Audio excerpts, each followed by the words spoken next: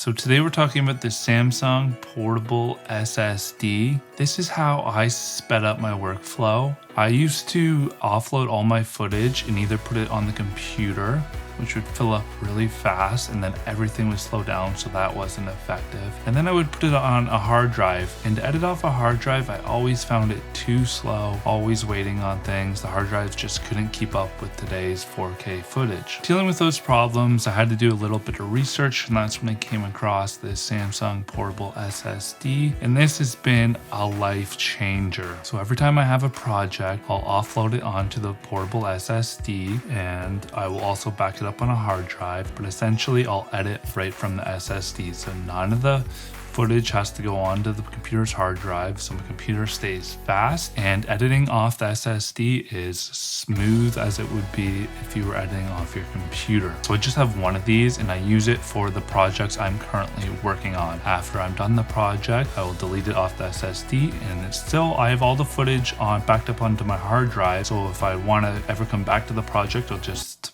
transfer it over from the hard drive back to the SSD. About the SSD itself, I have the 1 terabyte version. They also come in 2 terabytes. It's built like a tank. I seen a YouTuber drop one of these off a roof onto the concrete, and it didn't break, and it worked just fine. That's because the SSDs don't have moving parts inside like a hard drive does. So if you're looking for something small and compact that's going to speed up your workflow, I recommend you picking one of these up.